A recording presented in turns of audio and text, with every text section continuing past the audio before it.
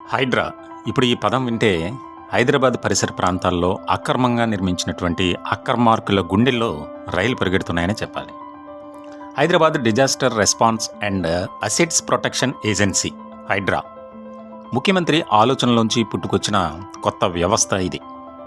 మొత్తం 3 లక్ష్యాలతో దీనికి జూలైలో అంకురార్పణ చేశారు. చెరువులు, పార్కులు, క్రీడా మైదానాలు, ఓపెన్ స్పేస్, నాలాలు, రోడ్లు, ఫుట్పాత్లు, ఇలా ప్రభుత్వ ఆస్తులను పరిరక్షించడం హైడ్రా మొదటి టాస్క్. విపత్తులు సంభవించినప్పుడు ప్రజల ప్రాణాలు, ఆస్తులను కాపాడడంతో పాటు సహాయ పునరావాస కార్యక్రమాలు చేయటం ఇక 3వ టాస్క్. విపత్తులు సంభవించినప్పుడు ప్రజల ప్రాణాలు, ఆస్తులను కాపాడడంతో పాటు సహాయ పునరావాస కార్యక్రమాలు చేయటం ఇక 3వ టాస్క్. జలమయమయ్యే ప్రాంతాలను ముందుగానే గుర్తించి ప్రజలను అప్రమత్తం చేయటం, ప్రజలు ఎదుర్కొంటున్న ట్రాఫిక్ సమస్యలను వీలైనంతగా నివారించడం, ఒక స్వతంత్ర సంస్థ తరహాలో తనను తాను ట్రైన్ చేసుకుంటూ ప్రజలకు సర్వీస్ చేయటం ఈ హైడ్రా ముఖ్య ఉద్దేశం. అయితే ఈ హైడ్రా ఏర్పడిన తర్వాత హైదరాబాద్ పరిసర ప్రాంతాల్లో అనేక మంది అక్రమార్కులు ఒక రకమైనటువంటి భయానికి గురయ్యారు. దానికి ప్రధానమైనటువంటి కారణం ఏంటంటే, గత ఎన్నో ఏళ్లుగా హైదరాబాద్ పరిసర ప్రాంతాల్లో ప్రభుత్వ స్థలాలను అక్రమంగా ఆక్రమించుకుని నిర్మాణాలు చేపట్టడం, దానికి సంబంధించి ఎవరైతే ఆక్రమించుకుని నిర్మాణాలు చేపట్టారో వారికి ప్రభుత్వం తరపున నోటీసులు ఇవ్వటం, ఇవన్నీ చకచకా జరిగాయి. గత 10 ఏళ్లుగా ఎవరు ఇష్టం వచ్చినట్లు వారు ఆక్రమించుకోవడం, నిర్మాణాలు చేపట్టేయడం జరిగిపోయింది, ముఖ్యంగా బీఆర్ఎస్ అధికారంలో ఉన్నప్పుడు. అయితే కాంగ్రెస్ అధికారంలోకి వచ్చిన తర్వాత, ముఖ్యమంత్రిగా రేవంత్ రెడ్డి ప్రమాణ స్వీకారం చేసిన తర్వాత రాష్ట్రంలో ఎలాంటి మార్పులు వచ్చినాయో మనం చూసాం. అయితే ప్రధానంగా ఇప్పుడు బాగా వినిపించేది హైడ్రా.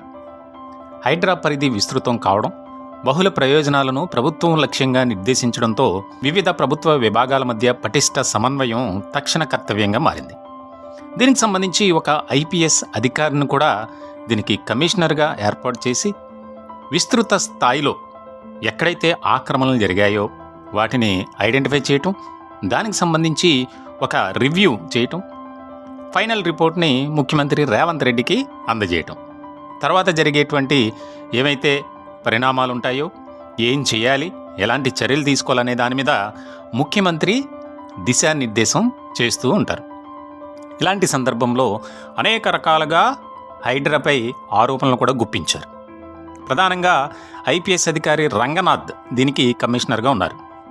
ముఖ్యంగా గ్రేటర్ హైదరాబాద్ మున్సిపల్ కార్పొరేషన్ పరిధిలోని హెచ్ఎండిఏ, ఔటర్ రింగ్ రోడ్డు వరకు హైదరాబాద్, రంగారెడ్డి, సంగారెడ్డి, మేడ్చల్, మల్కాజిగిరి జిల్లాల్లోని కొంత భాగం హైడ్రాలో కలిసి ఉంటుంది.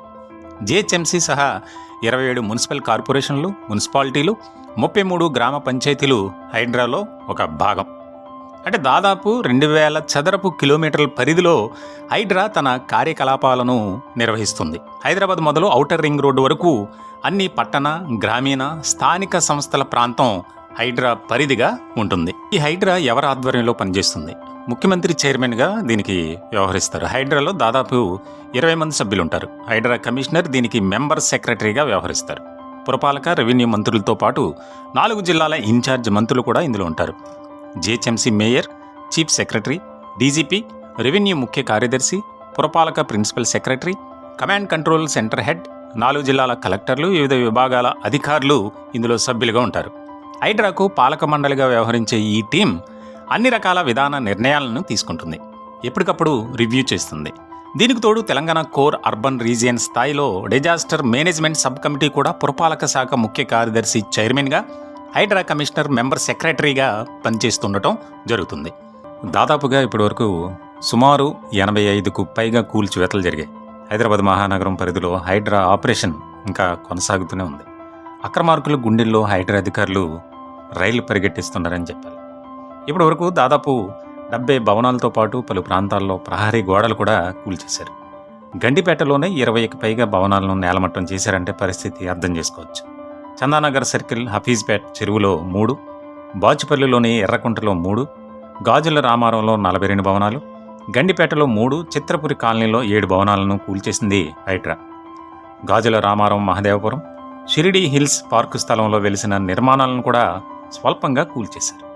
గాజుల రామారం దేవేంద్ర నగర్లో చెరువు శిఖం భూమితో పాటు ప్రభుత్వ భూమిని ఆక్రమించి చేపట్టిన 51 నిర్మాణాలను నిజాంపేట కార్పొరేషన్ ఎర్రకుంట చెరువులో వెలసిన 3 బహుళ అంతస్తుల నిర్మాణాన్ని నేలమట్టం చేశారు హైడ్రా అధికారులు. మొత్తానికి ఈ హైడ్రా పేరు చెబితే అక్రమార్కుల గుండెల్లో రైళ్లు పరిగెడుతున్నాయనే చెప్పాలి. ఏదేమైనప్పటికీ ఈ పేరెత్తితేనే కబ్జాదారుల గుండెల్లో గుబులు పుడుతుంది. కొందరు రాజకీయ నేతలు శివాలూగుతున్నారు. అక్రమంగా నిర్మాణాలు చేసిన వారికి, ఆక్రమణలకు పాల్పడిన వారికి కంటి మీద నిద్ర ఉండడం లేదు. ప్రతి ఏడాది హైదరాబాద్ నగరం అన్ని వైపులా విస్తరించడం, రియల్ ఎస్టేట్ వ్యాపారుల నిబంధనల ఉల్లంఘన, అధికార నేతలతో అండర్స్టాండింగ్ ఇవన్నీ అక్రమ నిర్మాణాలకు కారణమవుతున్నాయి. గడిచిన 10 ఏళ్లలో ఇష్టారాజ్యంగా వెలిసిన అక్రమ కట్టడాలు ఇప్పుడు హైడ్రా దెబ్బకు విలవిలలాడుతున్నాయనే చెప్పాలి. ఏ రోజు ఏ అక్రమ కట్టడం కూలుతుందోనని అక్రమార్కులు తెగ భయపడిపోతున్నారు. రాజకీయ పలుకుబడిని సైతం లెక్క చేయకుండా ఐపీఎస్ అధికారి రంగనాథ్ తీసుకుంటున్న చర్యలు తాజా మాజీ ప్రజాప్రతినిధులను అడలెత్తిస్తున్నాయనే చెప్పాలి.